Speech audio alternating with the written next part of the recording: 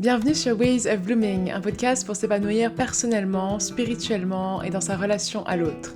Je m'appelle Annabelle, je suis psychopraticienne et thérapeute de couple avec un master en psychologie de Californie. Et dans ce podcast, j'aborde des sujets qui me passionnent à la fois personnellement et professionnellement.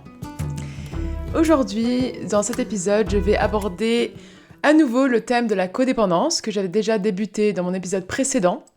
Donc en fait, l'épisode d'aujourd'hui va suivre celui que j'ai déjà fait juste avant, qui était sur le thème du coup de la codépendance et de quels en sont les schémas. J'ai beaucoup décrit qu'est-ce que c'était la codépendance et d'où ça pouvait venir. Et puisque je n'ai pas réussi à tout mettre dans le même épisode, j'ai décidé d'en faire un second, qui est celui-ci. Et aujourd'hui, je vais donc parler beaucoup plus de qu'est-ce qu'on peut faire finalement et comment est-ce qu'on peut sortir de ce genre de schéma. Donc aujourd'hui, c'est plus un épisode axé sur les outils concrets ou les comportements concrets, les choses concrètes qu'on peut mettre en place dans sa vie pour essayer de sortir de ces schémas habituels. C'est un épisode qui peut pour sûr s'écouter indépendamment, mais si jamais tu as envie d'en savoir plus et si jamais tu as envie d'une continuité meilleure, je te conseille quand même d'aller écouter l'épisode précédent avant celui-ci. Voilà, alors juste pour te faire un petit résumé bref, comme je l'ai déjà mentionné dans l'épisode précédent, la codépendance, c'est une combinaison de plein de comportements variés qui ont généralement été acquis en enfance, notamment avec nos parents ou nos figures d'attachement primaires. Et ce sont un ensemble de comportements qui tournent autour généralement de l'autosacrifice, de la surresponsabilisation, de l'hypervigilance vis-à-vis des émotions des autres et potentiellement de l'abandon de soi et de ses propres besoins. Tout ça en faveur de se tourner vers l'autre, de se tourner vers les problèmes de l'autre, vers les émotions de l'autre, sans que l'autre l'ait forcément explicitement demandé, ce qui conduit finalement à des relations où on est extrêmement axé sur l'autre et on s'oublie soi-même et on finit par créer beaucoup de ressentiment, beaucoup de rancœur et on finit par perdre contact avec notre essence et notre moi véritable. Ce sont souvent des schémas qui sont transmis de génération en génération. J'ai mentionné aussi que potentiellement les enfants ou les personnes qui sont plus sensibles dans le système familial ont peut-être plus tendance à tomber dans ce genre de schéma, puisqu'ils adoptent plus facilement la posture de celui qui va aider, de celui qui va sauver, notamment un parent par exemple. Et donc ce sont des mécanismes très profondément ancrés souvent et dont on ne se rend pas forcément compte parfois. Et même si on s'en rend compte, ce n'est pas toujours facile de changer, évidemment, parce que le changement est toujours difficile de toute façon. Le changement, c'est sortir de sa zone de confort, donc évidemment que c'est compliqué.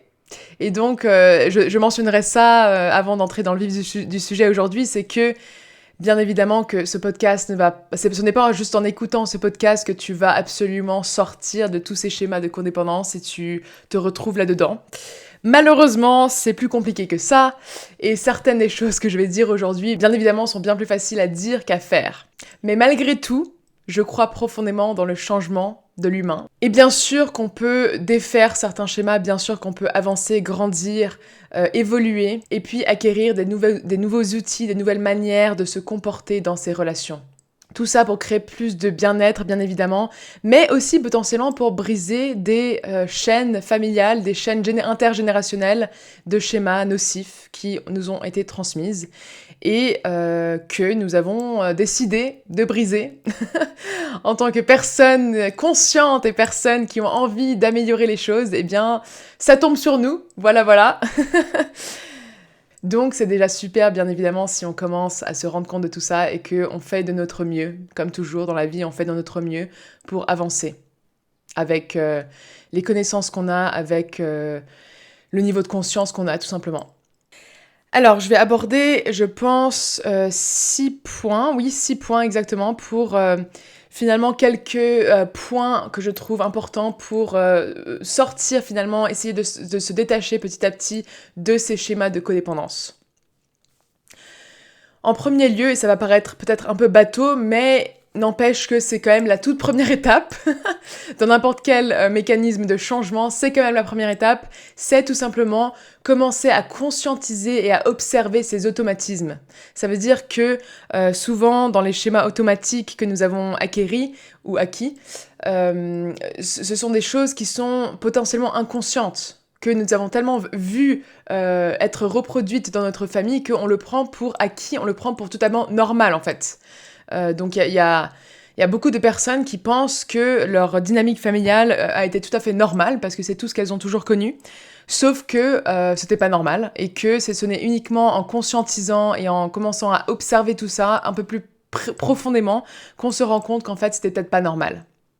Et donc, observer ces automatismes, ça veut dire observer toutes les petites manières dont j'ai tendance à m'oublier, dont j'ai tendance à me sacrifier, dont j'ai tendance à faire du people pleasing, dont j'ai tendance à dire oui quand je voudrais dire non, où j'ai tendance à sans arrêt être aux aguets vis-à-vis de ce qui se passe chez les autres, où j'ai tendance à sans arrêt être en mode hyper responsabilisation vis-à-vis des autres, voire en mode sauvetage des autres.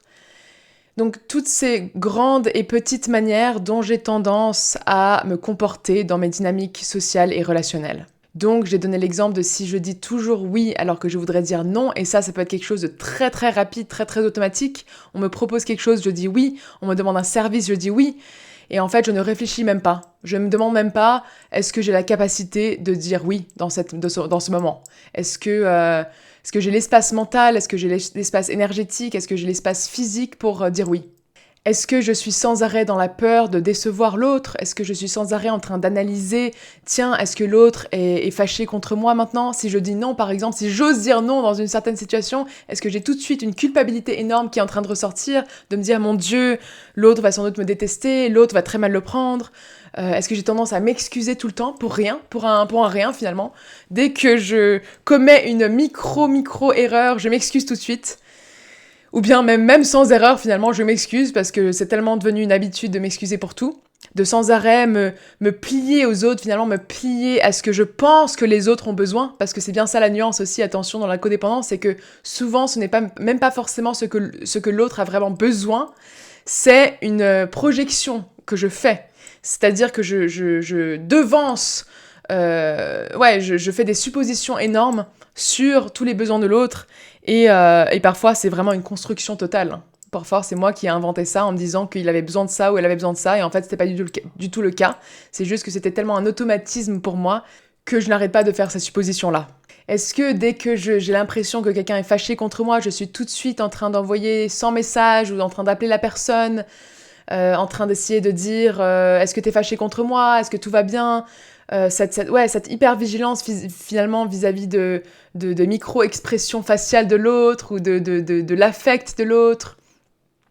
Si bien que je n'ose jamais être authentique et je n'ose jamais dire la vérité non plus sur ce que je ressens moi, puisque je mets toujours la priorité sur ce que l'autre va ressentir ou pas. Moi, je ne sais même plus ce que je ressens, je n'en parle jamais. Je n'ose même pas exprimer un désaccord avec quelqu'un. Donc par exemple, si quelqu'un me demande mon avis sur quelque chose, ou me demande où je veux aller, ou quelle activité je veux faire, mon mode de défaut, mon automatisme, c'est non mais de toute façon, je fais ce que tu veux. Non mais de toute façon, faisons ça si c'est ce que tu veux faire. Moi non, tout me va, moi je suis totalement chill avec tout. Est-ce que j'ai tendance à aussi proposer de l'aide sans cesse aux autres sans même qu'ils me l'aient demandé ? C'est-à-dire que je vois quelqu'un qui a l'air un tout petit peu en train de traverser quelque chose de difficile, et puis tout de suite je saute sur l'occasion pour me jeter à corps perdu dans une mission de sauvetage ou dans du réconfort, ou dans t'as besoin de quoi ? Est-ce que tu veux que je fasse ci, fasse ça ? Et puis je me plie en quatre sans arrêt pour finalement faire plaisir à l'autre. Est-ce que j'ai sans arrêt ce sentiment de culpabilité dès que j'ai l'impression d'avoir mal fait quelque chose, dès que j'ai l'impression de n'avoir pas répondu exactement, correctement aux besoins des autres ? Et est-ce que du coup je finis toujours épuisée, fatiguée, et puis avec une rancœur énorme contre les gens autour de moi, en me demandant sans cesse, mais pourquoi est-ce que j'ai encore fait ça ? Ou pourquoi est-ce que je suis encore si fatiguée ? Ou pourquoi est-ce que il ou elle ne me rend pas l'appareil ? Ou pourquoi est-ce que mes besoins finalement, ils prennent toujours un second plan ? Voilà, j'ai donné quelques exemples ici, c'est juste pour dire que on peut commencer à finalement observer tout ça et juste en prendre conscience en fait. Parce que c'est la première étape vers pouvoir changer tout simplement. Parce que à partir du moment où j'en prends conscience, je vais pouvoir ensuite potentiellement faire une pause avant de réagir. C'est-à-dire que Si seulement j'arrive à m'observer dans ces situations-là, eh bien, pour la prochaine interaction, je vais pouvoir potentiellement avoir une réaction différente et ne pas réagir totalement automatiquement et totalement instinctivement. Et ensuite, que faire une fois que j'ai observé tout ça? Alors oui, Annabelle, j'ai observé tout ça, je sais exactement que je fais ça, et maintenant, quoi? Maintenant, une des choses qui est importante aussi, ça va être de se recentrer sur soi-même. Parce qu'une personne qui a des tendances codépendantes, c'est une personne qui a tendance à s'oublier, qui a tendance à se focaliser beaucoup sur les autres. Bien sûr, on a parlé beaucoup de ça. Et donc, c'est une personne qui parfois a même totalement perdu contact avec ses propres besoins, avec sa propre personne en fait, avec sa propre essence, avec qui elle est au plus profond d'elle-même. C'est une personne qui parfois ne sait même plus qui elle est. Non seulement qui ne sait plus qui elle est, mais qui souvent aussi a construit toute son estime d'elle-même et toute sa valeur autour de l'aide qu'elle peut apporter aux autres. Et donc, pourquoi ça va être important aussi de se recentrer sur soi-même et ses besoins pour pouvoir construire une meilleure estime de soi et surtout une estime de soi qui n'est pas uniquement concentrée autour de à quel point j'aide les autres. Et là, je pense qu'on peut parler véritablement même d'égoïsme sain. Parce que oui, je crois profondément qu'il existe une version de l'égoïsme qui est saine. L'égoïsme, c'est un mot qui a une connotation très négative, et bien sûr, il y a une version négative de l'égoïsme, mais surtout pour les personnes codépendantes, c'est vraiment, franchement, ça peut être un acte assez radical d'oser être plus égoïste. Et donc de penser à soi, et donc de se demander, est-ce que là, j'ai la capacité de faire ça? Est-ce que là, c'est vraiment de mon ressort? Est-ce que là, je suis vraiment responsable de ça ou pas? Est-ce que là, j'ai vraiment le contrôle sur cette situation? Attention, le contrôle, je vais en reparler parce que le contrôle est très très présent dans la codépendance. Et donc, de revenir à ses besoins, ses valeurs. Alors, tu vas me demander, ça veut dire quoi? Concrètement, comment est-ce que je fais pour me recentrer sur moi et sur mes besoins et sur mes valeurs?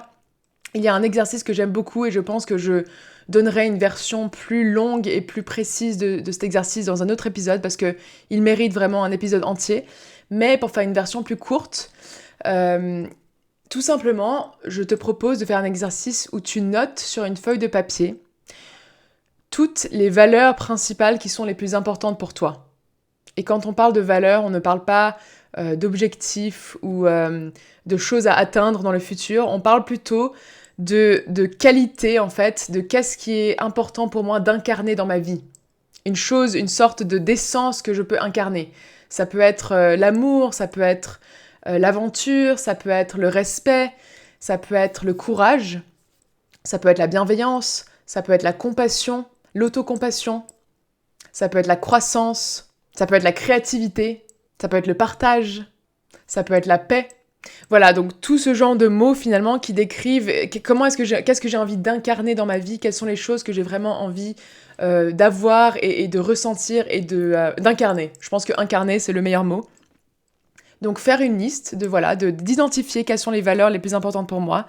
Et en ayant fait cette liste ensuite, je vais commencer à me demander, ok, quelles sont les petites actions concrètes que je peux mettre en place pour me rapprocher le plus de ces valeurs. Et donc pour chaque valeur, on peut identifier une petite action. Et attention, ça peut être une toute petite action, vraiment quelque chose de minime, quelque chose de vraiment facile à mettre en place. Et parce qu'évidemment, le plus l'action est petite, le plus on va pouvoir la mettre en place. Et donc, à travers l'identification de ces valeurs et à travers l'identification de quelles sont des petites actions que je peux mettre en place pour me rapprocher de ces valeurs, pour mieux incarner ces valeurs, eh bien, qu'est-ce que je fais? Je me recentre sur moi-même. Je me recentre sur qu'est-ce qui est important pour moi, pour mon âme, pour mon bien-être. Et donc, un exemple pour une personne typiquement codépendante, on peut mettre par exemple le bien-être ou la compassion.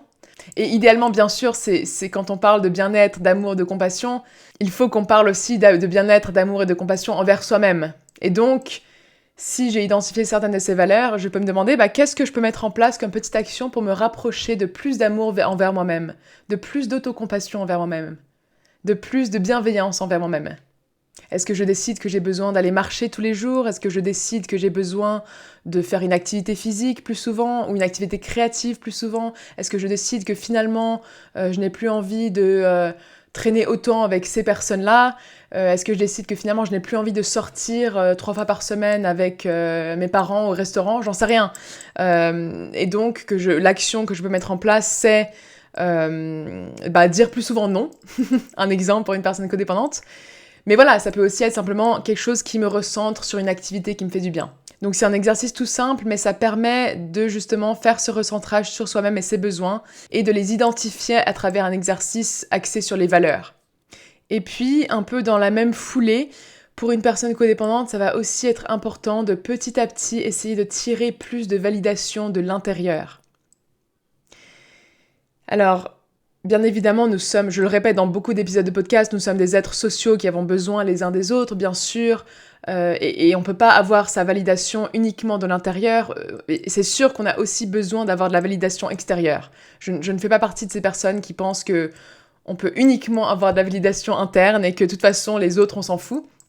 Mais il n'en reste pas moins que pour une personne qui a tendance à beaucoup se centrer sur les autres et à beaucoup tirer sa validation de l'extérieur, de est-ce que j'aide assez les autres, est-ce que je fais assez plaisir aux autres, etc., etc., eh bien, c'est très bien de commencer à se donner plus de validation à l'intérieur, de validation intrinsèque. Et donc, ça peut passer par devenir plus un ou une amie envers soi-même. Parce que là encore, tu vas me dire, ça ressemble à quoi de se donner de la validation à l'intérieur? Et je vais te dire que ça peut passer par plus d'autocompassion, plus de bienveillance envers soi-même. Il y a un exercice que je préconise qui est assez simple finalement, c'est un changement de perspective qu'on peut faire, c'est de se demander comment est-ce que je réagirais, quels mots j'utiliserais et qu'est-ce que je ferais si mon meilleur ami ou une personne que j'aime énormément, mon partenaire ou peu importe mon chien même, quelqu'un que j'aime énormément, qu'est-ce que je ferais pour cette personne-là? Quels mots est-ce que j'utiliserais si il ou elle traversait ce que je suis en train de traverser? Et est-ce que je peux m'autoriser à me donner ces mots à moi-même? Est-ce que je peux m'autoriser à faire cette action pour moi-même? Beaucoup de personnes n'ont pas l'habitude, malheureusement, de se parler avec bienveillance. Et c'est dommage, parce qu'on a souvent beaucoup besoin de bienveillance. On a souvent une estime de soi qui a été beaucoup ternie quand on est codépendant. On a souvent un grand vide intérieur, même potentiellement. Et donc, il faut vraiment, vraiment beaucoup utiliser de l'autocompassion, de la validation. Et ça peut passer, en effet, par utiliser des mots et un dialogue plus tendre envers soi-même. Et ça, on peut l'écrire aussi, tout à fait, on peut l'écrire sur une feuille de papier, littéralement l'exercice. Qu'est-ce que je dirais à une personne que j'aime beaucoup? Eh bien, quels sont les mots maintenant que je peux utiliser envers moi-même? Et se les dire soit à haute voix, soit dans sa tête, ces mots-là, pour finalement commencer à cultiver un dialogue intérieur plus bienveillant. Ça peut être aussi simple que je suis fière de toi. Je suis fière de toi, Annabelle. Ou bien c'est pas grave, t'inquiète pas, ça va aller. Ou bien je comprends ce que tu traverses. N'importe qui dans cette situation se sentirait triste, en fait. C'est normal de se sentir comme ça. Je suis désolée que tu ressentes ça. Ça peut paraître un peu gênant d'oser se dire ce genre de choses, mais mine de rien, ça fait du bien et c'est important. Parce que la bienveillance, ça aide vraiment à nous adoucir, à nous guérir, honnêtement. À nous guérir, parce que souvent, c'est des choses qu'on n'a pas assez reçues dans son enfance, et c'est des choses qui nous ont manqué, et c'est à cause de ça, notamment, qu'on a ce vide intérieur, en fait, où on n'a pas développé une confiance en soi, une estime de soi assez grande, et donc on va puiser... on va puiser ces besoins non assouvis chez les autres. Et dans cette fameuse posture d'aide des autres et de sauveur. Un autre exemple d'exercice que je peux donner vis-à-vis de ça, c'est d'écrire. J'aime beaucoup les exercices où on écrit parce que mine de rien, l'écriture, ça permet de poser les choses vraiment, de les concrétiser sur papier. Ça nous force en fait à nous confronter à quelque chose d'inconfortable potentiellement. Et ça rend la chose plus réelle quand on l'écrit. Surtout. Donc, d'écrire une liste des choses pour lesquelles je suis fière de moi. Ça peut être très inconfortable pour une personne qui n'a pas l'habitude de s'auto-valider non plus. Ça peut être littéralement quelque chose que je fais tous les jours aussi. Chaque fois, avant de m'endormir, j'écris une chose dont je suis fière que j'ai accomplie aujourd'hui. Ça peut être quelque chose de très petit aussi. Ou bien ça peut être notamment simplement une liste aussi de toutes les choses que j'ai accomplies dans ma vie dont je suis fière, ou bien toutes les choses que les gens ont dit sur moi que j'ai entendu les gens dire sur moi qui étaient positives. Je me souviens, moi, j'ai fait cet exercice à un moment donné parce que, comme toute personne humaine, je traverse aussi des moments de doute intérieur et notamment, parfois, ça peut m'arriver vis-à-vis de mon travail de traverser des moments de doute et le fameux syndrome de l'imposteur. Et je pense que, mine de rien, beaucoup de thérapeutes vivent ça assez souvent. Et donc, j'ai fait une liste de tous les commentaires positifs que j'avais reçus de clients ou de collègues. Donc, voilà, les qualités, les praise, comme on dit en anglais. C'est quoi le mot que je cherche ? Les compliments. Voilà, un mot très simple. Les compliments. Donc, tous les compliments que j'avais reçus, eh bien, je les ai posés sur papier. Et j'ai toujours le document Word aujourd'hui. Et puis, c'est le genre de choses qu'il faut revisiter de temps en temps. Quand on commence à avoir vraiment des gros doutes de soi ou qu'on traverse peut-être une période où on se remet beaucoup en question, où on se sent mal à nouveau, et on se sent nul, on a l'impression de nouveau que notre estime de soi a rebaissé, eh bien ça peut faire du bien de reprendre ces documents-là, de relire ces documents avec toutes les qualités, tous les compliments qu'on a reçus. Ce genre de choses aide à cultiver plus de validation intérieure. Une autre chose qui va être très importante pour les personnes à tendance codépendante, ça va être de tolérer l'inconfort.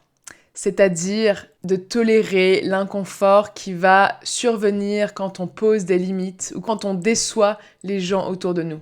Parce que oui, il va falloir apprendre petit à petit à poser plus de limites, à dire non plus souvent. Et quand on va commencer à faire ça, on va forcément commencer à avoir de la culpabilité. Puisqu'on a toujours fonctionné dans un schéma d'abandon de soi et de people pleasing, eh bien, la culpabilité est garantie, quasiment. Et donc, c'est pour ça que je dis tolérer l'inconfort, à la fois le sien et celui des autres, parce qu'on va potentiellement décevoir des gens autour de nous. Et ça, c'est quelque chose qui fait très très très peur à une personne qui a ces tendances-là. De décevoir des gens, d'avoir quelqu'un en face de moi qui est déçu de moi, qui est peut-être triste aussi parce que j'ai dit non à quelque chose. C'est très difficile à tolérer ça. Mais il va falloir être de plus en plus à l'aise avec ça, avec cet inconfort-là. Tolérer les émotions négatives des gens autour de nous. Parce que on va apprendre petit à petit en sortant de ces schémas-là que non, je ne suis pas responsable des gens autour de moi et je suis encore moins responsable des émotions que les gens traversent. C'est dur ça. C'est dur d'entendre ça pour une personne avec ces tendances codépendantes. Parce que tout a toujours tellement été orienté vers les émotions des autres, vers cette hyper-responsabilisation, vers ce contrôle aussi, eh bien ouais, ça va être inconfortable et il va falloir tolérer cet inconfort pour s'en sortir. Et c'est pour ça que comme tout changement et comme toute exposition à quelque chose de nouveau, on y va étape par étape, petit à petit. On commence par des choses peut-être un peu plus faciles. Dire non, ça peut être un bon exercice si tu es une personne hyper codépendante qui dit toujours oui, qui est hyper people pleaser. Peut-être essaye de commencer à dire non plus souvent dans des petits moments qui ne comptent pas beaucoup. J'ai un exemple, tout bête qui m'est arrivé il y a plusieurs années. Heureusement, c'est quand même il y a plusieurs années. Les fameuses personnes qui te sollicitent dans la rue. Tu sais, les personnes qui te demandent de signer des trucs, de signer des pétitions, de donner de l'argent pour des causes caritatives, etc. Eh bien, il s'avère que dans le passé, je suis tombée, en tout cas, enfin, je dirais plusieurs fois, mais j'ai un exemple très spécifique en tête où je n'ai pas su dire non, tout simplement. Et j'ai dit oui, et puis j'ai signé, et puis pendant plusieurs années, je crois que j'ai versé de l'argent à cette cause caritative, simplement parce que sur le moment, j'avais été incapable de dire non. De dire non à ce monsieur qui m'avait pris dans un moment de vulnérabilité dans la rue. et voilà. Et donc, là où je veux en venir, c'est que on peut commencer par ce genre de petits trucs, c'est-à-dire avec des personnes dans la rue qui nous sollicitent. On dit un non ferme, sans s'excuser, sans commencer à sourire et dire 1000 fois merci, désolé. Juste non, ou bien ne même pas répondre. Je passe mon chemin sans répondre. Peut-être que pour quelqu'un comme toi, tu vas te dire « Ah, mais ça va être une mauvaise personne » ou bien ça veut dire que j'ai pas envie d'être froide ou d'être malpolie, etc. » Et je comprends ça, mais à 100%, vraiment, je comprends tout à fait ça. C'est très difficile pour moi de pas sourire aux gens, personnellement. Mais c'est un exercice et je pense que parfois ça peut même être bien d'aller dans un extrême un peu inverse temporairement. C'est-à-dire que temporairement essayer d'adopter une posture, une posture qui va dans l'autre sens du spectre en fait. Donc potentiellement de temps en temps ça peut être bien de pratiquer, d'être un peu malpoli, méchant ou pas méchant mais en tout cas plus désagréable, voilà, c'est ça le mot, désagréable, sans tomber sans arrêt s'excuser, sourire, etc., de cultiver un peu plus de désagréabilité, entre guillemets. Et peut-être que ça va heurter des gens. C'est tout à fait possible, c'est tout à fait probable, et donc c'est pour ça que c'est un bon exercice. C'est parce que ça nous apprend à heurter des gens. Et voilà, et ça fait partie de ce fameux cultiver cet inconfort. Souvent, maintenant, quand je passe devant ces fameux solliciteurs de rue, je dis rien. Enfin, non, ça peut m'arriver de dire quelque chose, ou bien je fais simplement un signe de main comme ça. Je mets ma main en l'air et puis j'écarte. D'ailleurs, pour donner un dernier petit truc sur ces fameux solliciteurs de rue, il y en avait un, une fois, qui s'était en effet énervé contre moi. D'ailleurs, pour moi, c'est absolument dingue. Quelqu'un qui... Enfin, ça ne fait aucun sens, je trouve, quelqu'un qui s'énerve alors qu'on dit simplement non. Mais tout ça pour dire que le monsieur s'était énervé contre moi et m'avait dit quelque chose vraiment en mode... m'avait dit un truc assez agressif en retour. Et je m'étais sentie extrêmement mal, bien sûr. Ça m'avait mise en colère quand même sur le moment, mais je m'étais aussi sentie mal. Mais mine de rien, c'est ce genre de moment qui nous forge aussi. Nous forge à tolérer ce fameux inconfort, à tolérer l'émotion négative et la déception chez l'autre. Alors, bien évidemment, ça va être d'autant plus difficile quand c'est des personnes plus proches de nous, parce que c'est plus facile avec des gens inconnus. C'est pour ça que je dis que c'est un bon exemple de commencer par ça. Mais ça va être ensuite bien d'essayer de cultiver ça dans ses relations aussi plus intimes. Et donc, ça veut pas du tout dire devenir une mauvaise personne, devenir méchant, etc. Ça veut juste dire apprendre à dire non quand on en a besoin. Et potentiellement, si on a toujours été la personne que les autres ont pris pour acquise, ou les autres se sont finalement habitués à ce que je dise tout le temps oui, peut-être qu'au début, quand je vais commencer à dire non, eh bien, ils vont pas très bien comprendre et potentiellement pas très bien réagir. Et donc, il va falloir tolérer qu'ils vont peut-être pas bien réagir au début. Et ça va être difficile. Moi, je l'ai vécu notamment dans une amitié, il y a quelques années qui s'est pas très bien terminée et où j'ai dû cultiver justement de poser mes limites en fait, tout simplement. Et pour moi, c'est l'exemple qui restera gravé, c'est-à-dire le plus grand exemple dans ma vie où je me suis vraiment fait violence, entre guillemets, pour m'émanciper et puis m'imposer, en fait. J'ai su finalement imposer ma vérité, mes besoins, et puis ce que j'avais besoin de dire, tout simplement. Et ça a été assez mal reçu, en tout cas sur le moment. Mais il n'empêche que j'ai été très fière de moi, au final, d'avoir réussi à faire ça, en fait. D'avoir réussi à entrer dans la confrontation, finalement. Et donc, voilà, ça peut passer par simplement réussir à dire non à quelqu'un qui nous appelle tous les jours. Enfin, il y a pas mal d'exemples de ça que je vois souvent chez mes clients aussi. C'est les parents qui sont assez culpabilisants et puis finalement qui sont très intrusifs. C'est-à-dire qu'ils veulent appeler tout le temps, soit tous les jours, soit parfois plusieurs fois par jour. Et ça, un exemple concret, ça peut être de poser la limite en disant « Non, je ne peux plus te parler tous les jours ». Je suis prêt à te parler peut-être 3 fois par semaine, peut-être 1 fois par semaine, mais je ne veux plus qu'on s'appelle tous les jours, parce que ça me prend trop d'énergie, ça me prend trop de temps, j'ai d'autres choses à faire. Ça peut être non, je ne peux plus encore te prêter de l'argent.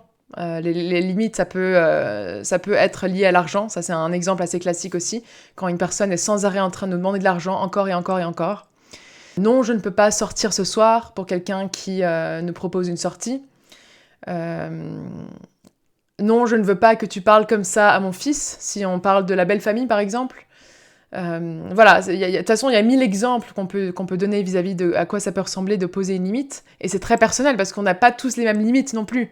On n'a pas tous les mêmes choses qui vont être importantes pour nous et dont on va avoir besoin de parler dans ces relations. Mais en tout cas, voilà, ça peut être une manière d'entrer plus en confrontation. Et ça va être important. Ça va être important pour se préserver, pour préserver son énergie et pour sortir de cette posture où je m'abandonne sans arrêt. Et d'ailleurs, ce qui est génial avec tout ça, c'est que à travers poser ses limites de manière plus efficiente, on va d'autant plus se faire confiance. On va gagner confiance en soi quand on fait ça. Parce que de toute façon, moi je suis tout à fait de l'avis que la confiance en soi est beaucoup gagnée à travers l'inconfort dans lequel on se met. Oui, évidemment, l'autocompassion, etc., c'est aussi quelque chose auquel je crois et dont je suis partisane.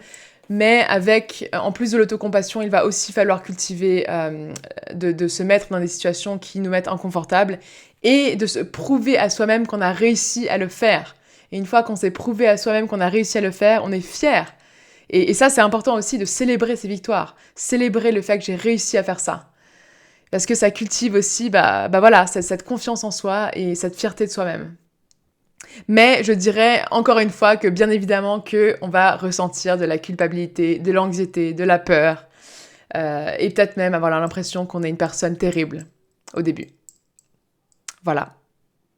Et puis je parlais tout à l'heure de contrôle parce que le contrôle est quelque chose qui est très associé à la codépendance.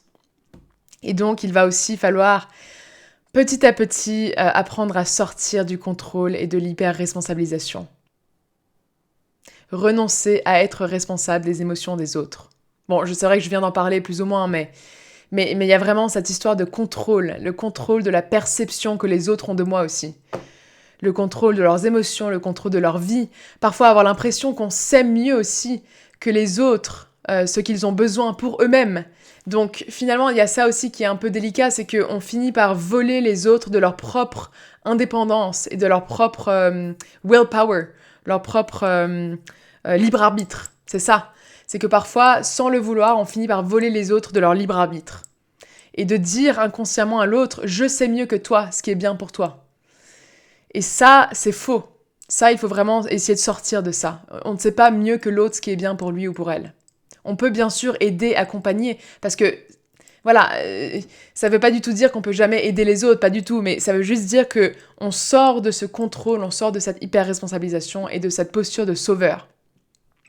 Et donc, voilà, le contrôle, c'est une manière... De toute façon, comme j'en ai déjà parlé précédemment, le contrôle est aussi, bien évidemment, un mécanisme de survie qu'on a appris parce qu'on s'est dit que le contrôle allait nous garder en sécurité. Et de toute façon, le contrôle, ça pourrait être... c'est tellement un truc qui est...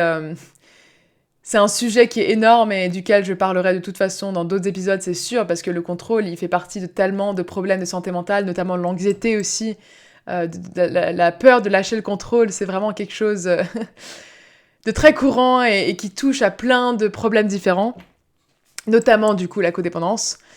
Et c'est vraiment quelque chose qu'il faut cultiver sans doute peut-être pour le reste de sa vie, honnêtement. Moi, je continue à essayer de cultiver ce lâcher-prise et arrêter de contrôler, etc. C'est let go and let God, comme ils disent en anglais. Et d'ailleurs, ça me fait penser qu'il y a un livre que je recommande sur la codépendance. Je me souviens plus, j'ai juste là si j'en ai parlé dans le premier épisode, mais c'est un livre très connu sur le sujet qui s'appelle Codependent No More en anglais, et en français ça s'appelle Sortir de la codépendance. Non, ça s'appelle Vaincre la codépendance de Melody Beattie. Et dans ce bouquin, elle parle notamment de se détacher avec amour. C'est un des concepts qu'elle préconise pour sortir du contrôle, justement, c'est detach with love, se détacher avec amour. Donc, se détacher, ça ne veut pas dire qu'on n'aime pas du tout. On peut tout à fait se détacher avec amour. Et c'est une phrase un peu qu'on peut garder en tête dans ces moments où on a envie de reprendre le contrôle, ou bien de se surresponsabiliser, ou bien de sauver quelqu'un, ou bien de trop s'immiscer dans les émotions de quelqu'un d'autre. On peut se rappeler que j'ai le droit de finalement prendre mes distances avec amour. Moi, je suis une personne qui cultive une certaine spiritualité et je crois en quelque chose de plus grand. Et c'est vrai que ce concept-là, il peut beaucoup nous aider quand on a justement une croyance en Dieu, dans le divin, dans l'univers, dans une croyance envers quelque chose, parce que on peut essayer de se reposer sur cette spiritualité, sur cette chose qui est plus grande que nous, pour se détacher et pour sortir du contrôle. Parce que au final, bien évidemment que ce n'est pas nous qui avons le contrôle sur la majorité des choses dans ce monde. Et donc, quand on est une personne croyante, etc., eh bien, on peut se reposer là-dessus. Let go and let God, comme ils disent en anglais, eh bien, c'est justement ça, c'est je me repose sur Dieu, je me repose sur cette force plus grande que moi, qui sait mieux que moi. Je suis plus petite que cette force-là, et donc je ne sais pas mieux qu'elle. Évidemment que cette force-là sait mieux que moi, et donc je me détache. Moi, franchement, je sais qu'il n'y a pas tout le monde qui a cette croyance, donc voilà, il faut respecter les croyances de chacun, bien évidemment.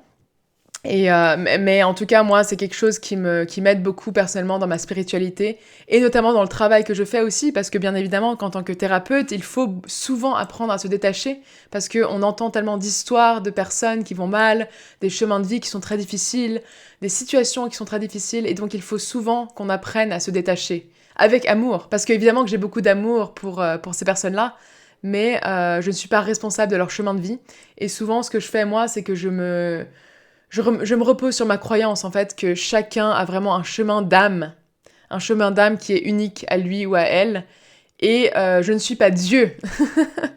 Et ça peut faire du bien de se rappeler, je ne suis pas Dieu. Je ne peux pas contrôler ce que fait quelqu'un d'autre, je n'ai pas le contrôle sur les décisions de quelqu'un d'autre, sur la vie de quelqu'un d'autre.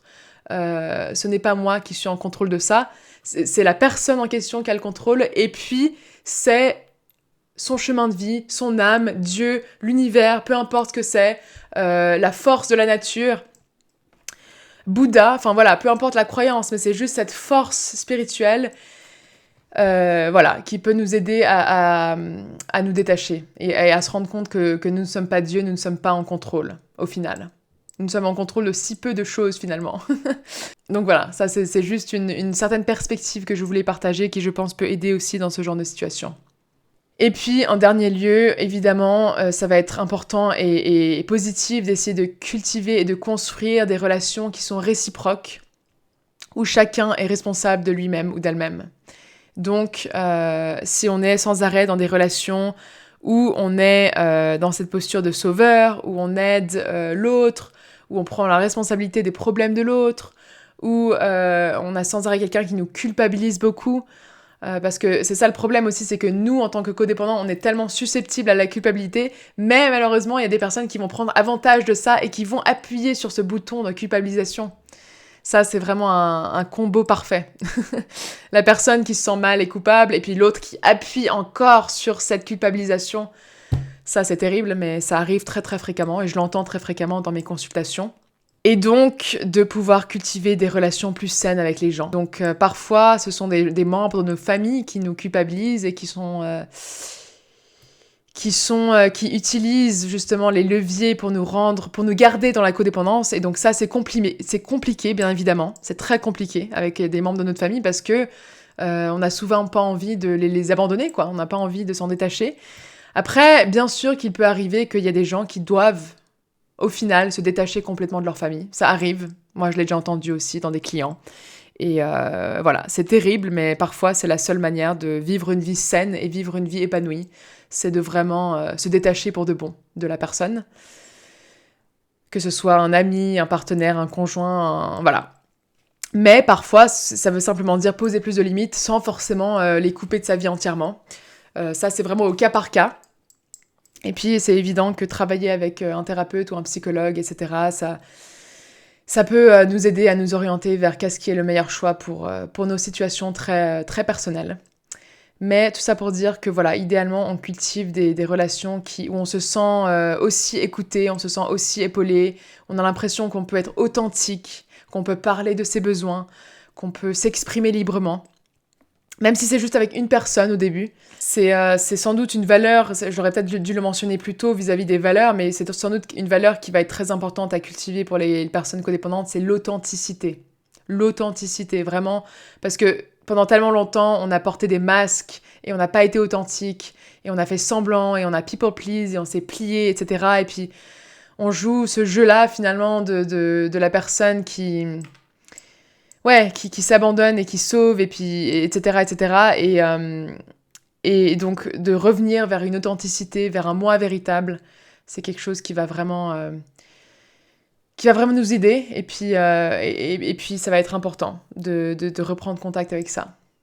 Voilà, je pensais pas au final que cet épisode serait aussi long que ça, je pensais qu'il serait assez court, mais voilà, finalement, pas si court que ça. J'espère que ça a pu t'intéresser, que ça a t'apporté des réflexions, des pistes intéressantes. Et si tu as besoin d'en parler avec un professionnel ou si tu as besoin de te faire aider vis-à-vis de tout ça, je t'encourage vraiment à le faire parce que c'est toujours mieux quand on a une personne qui connaît notre histoire personnelle et qui peut nous orienter vers des choses vis-à-vis de notre chemin de vie très personnel. Voilà. Et puis, donc, du coup, si jamais tu as envie d'aide et que mes podcasts te plaisent et que tu aimes ma vibe, eh bien, j'ai de la place actuellement pour des nouveaux clients, donc je t'encourage à m'envoyer un email ou bien à prendre directement un rendez-vous sur mon calendrier. Voilà. Si jamais tu aimes ce podcast, je serais ravie d'entendre en commentaire ou bien si tu peux me mettre 5 étoiles sur Spotify. Très bonne journée et puis à bientôt.